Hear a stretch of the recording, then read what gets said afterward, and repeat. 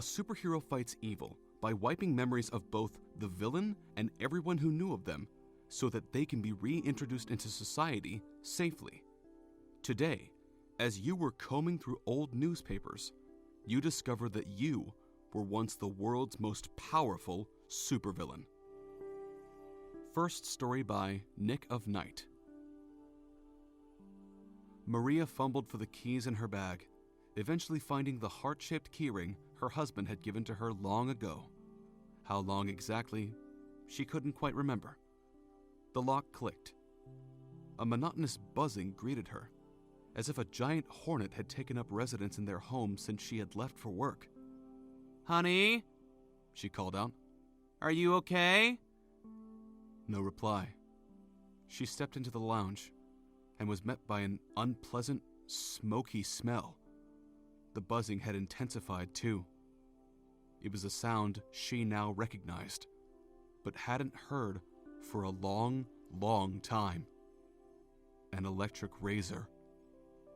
Maria frowned, a little annoyed that Peter was likely removing his thick, flowing beard. There was something she loved dearly about it. The white hairs that shot through the blonde reminded her of sunlight bouncing gleefully off an icy waterfall. It suited a physicist. It suited him.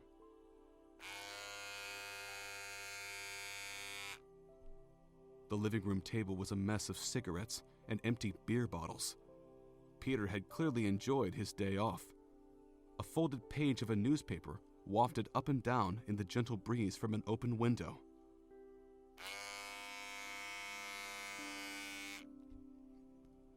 Maria moved idly to the table, picking up the first cigarette remains, then dropping them on the carpet as the face in the paper stared up at her, her husband's keen eyes meeting her own. His face was clean-shaven, and his wrinkles softened. But there was no mistaking him. Her hands shook as she picked it up and read. Master Particle, prior to reworking's alterations, considered the greatest physicist of his generation, but another talent wasted by the great hero. This paper says reworking is not the answer. We are the only paper brave enough to print a picture like this, and... She stopped reading. Something was wrong. There was no sound. Welcome home, Maria. Maria gulped as she turned to see the man in the paper standing behind her. Sweetheart? Is it really Maria? No, of course it isn't. It doesn't matter now, though. I didn't. I was great, you know. The greatest, they say. I could have changed the world. Now I teach school children basic astrophysics, the order of the planets, and they can't even get that right without a pathetic mnemonic to aid them. My life, or at least many years of it, has been wasted. Can you imagine if they'd lobotomized a young Einstein? Where would we be? He slowly removed a knife from his jacket pocket. Please. How long until you were done spying on me, darling? Until you left me? I loved you so much. In my mind, you loved me too. But only in my mind. It's all nothing but a lie. You'll pay for that deceit.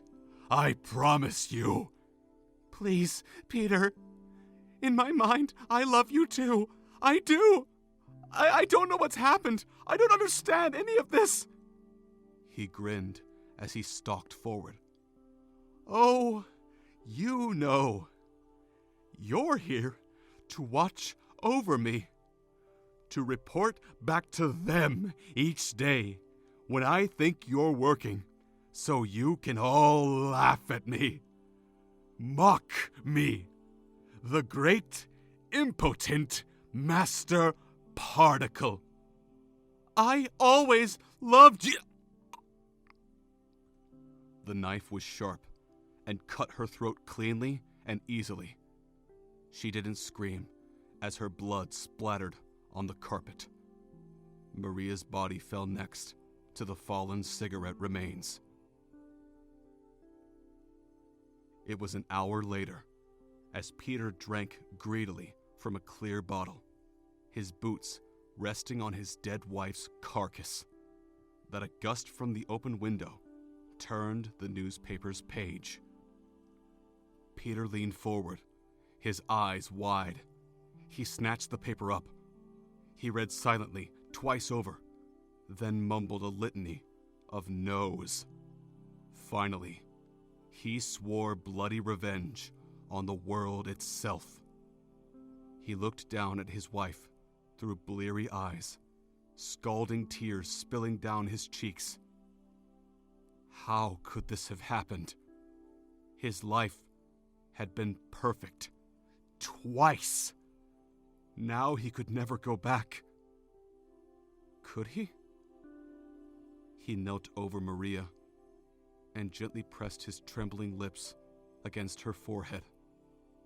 Peter could feel his mind buzzing, could see the sparks leaping from his hands. He felt in tune with the universe's tempestuous vibrations. He knew in that moment exactly what he was capable of. The end of everything. Peter got to his feet and looked at the paper one final time. At least they had the decency to erase his wife's mind, his assistant, Scarlett, pictured above, and to keep them together in their new lives. But this paper, this reporter, says it's not enough. It's time to end reworking. Second story by Excessive Smash. Do you believe in destiny, Liz? Don't call me that! I snarled. My friends call me Liz. People who care about me call me Liz. Robert put his palms up as if to pacify me. I understand you're upset, Liz, he said, as he moved closer to rest his arm on me. I flinched away, scowling. He needed contact to wipe my memories. You're a sick and twisted person, you know that? I said. What kind of psychopath wipes someone's memories and then takes advantage of them? I shook my head. When I woke up in that bed, alone, confused, not remembering anything, you were there. But it was either that or kill you, Liz. And I couldn't have bared to kill you, he said. His eyes were watery, and he sounded sincere. But he had looked sincere when I'd woken up without memories, and he'd been holding my hand. Even if I knew this would happen, he said, and sighed. I gave a short bark of laughter. No, I'm pretty sure you didn't, Rob, I said.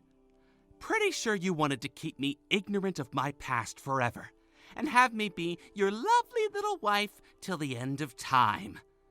Robert shook his head. No. I knew how you would react if you did. There is something more about me and you, people in general, than just memories. Call it destiny, genetics, whatever. You can wipe out their memories, but they make the same mistakes again and again. You don't see the potential in a new start, but anger over the past.